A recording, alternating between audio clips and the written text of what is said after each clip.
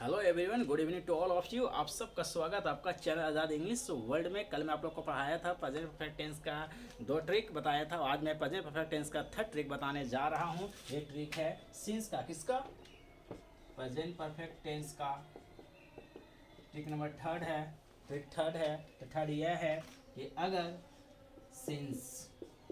Since के साथ simple past tense का प्रयोग हुआ हो। सिंपल पास्ट टेंस कहने का मतलब भीटू। क्या? भीटू। तो फिर सिंस के साथ अगला कौन सा टेंस का प्रयोग होगा? प्रेजेंट परफेक्ट टेंस का प्रयोग होगा। प्रेजेंट परफेक्ट कहने का शॉर्ट में हैज या हैव प्लस V3। हैज है प्लस V3। और सिंस का हिंदी देगा जब से। सिंस का हिंदी का होगा जब से। तो माय डियर स्टूडेंट, ट्रिक क्या है कि अगर सिंस के साथ एक तरफ क्या है हैज है प्लस V3, तो सिंस के दूसरी तरफ क्या चाहिए? V2। माने सिंस के साथ अगर सिंपल पास्ट टेंस का प्रयोग हुआ है तो अगला सिंस के साथ कौन सा टेंस प्रयोग होना चाहिए? प्रेजेंट परफेक्ट टेंस का प्रयोग होना चाहिए। और सिंस का हिंदी का देगा जब से। क्या देगा? जब से। Example,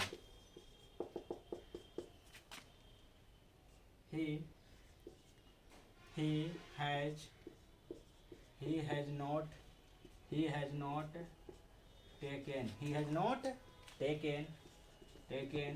any leave since he joined the army. army जब से वो आर्मी ज्वाइन किया है वो एक दिन भी छुट्टी नहीं लिया है। Next example, C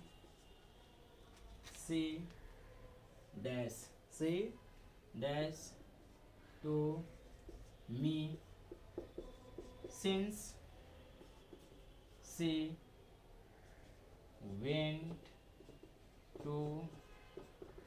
went to Patna. Option A, did not talk. Option B, had not talked. Option C, has not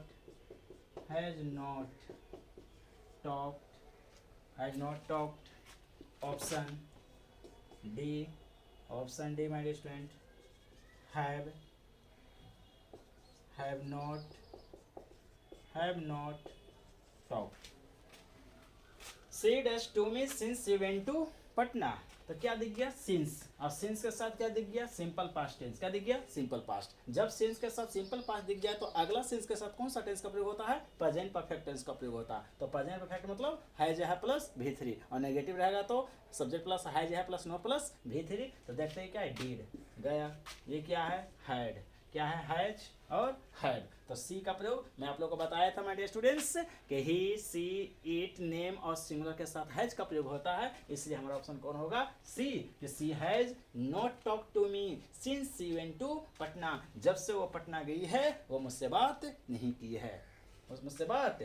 है। मैं अब बताने जा रहा हूँ प्रेजेंट परफेक्ट टेंस का 4th ट्रिक। चौथा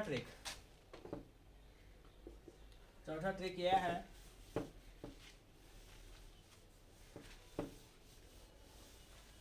अगर किसी वाक्य में क्या दिख गया? अगर किसी वाक्य में दिख गया this is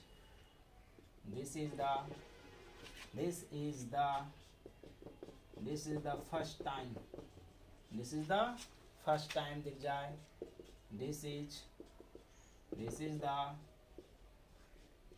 the second time दिख जाए,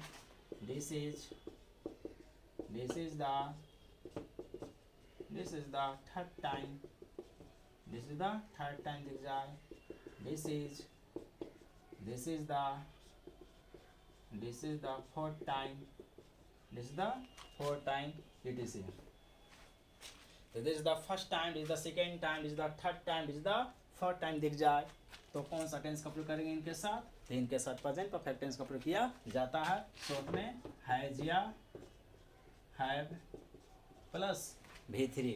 हिंदी होता है this is the first time, पहली बार गाना सुने होंगे, देखा है पहली बार साजन की आंखों में प्यार, तो this is the first time, this is the second time दूसरी बार, this is the third time तीसरी बार, और this is the fourth time चौथी बार। तो अगर जिन वाक में जिन सेंटेंस में ये अगर दिख जाए तो उनके साथ कौन सा टेंस का, उस सेंटेंस को कौन सा टेंस में प्रयोग करेंगे, उस सेंटेंस को प्रयोग करेंगे प्रेजेंट परफेक्ट टेंस। और ट्रिक क्या है, हैज है प्लस V3, तो this is the first time, this is the second time, this is the third time, this is the fourth time के साथ प्रेजेंट परफेक्ट टेंस का प्रयोग किया जाता है हैज है plus V3। Example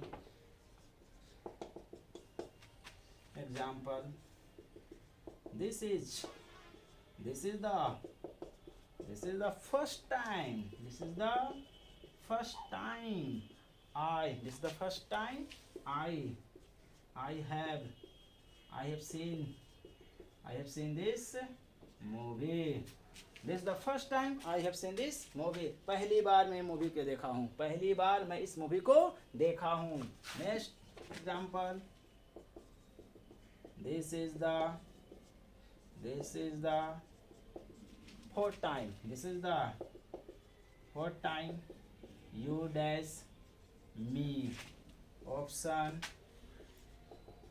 disturbed, option B did disturb, option C had disturbed, option D have disturbed। तो my dear student second example है, this the fourth time you dash me, option है disturb, did disturb, had disturb और have disturbed. तो चार option में आप लोग comment करके बताइएगा कौन सा ऑप्शन राइट है इस एग्जांपल के लिए। My dear student, thanks for watching my video.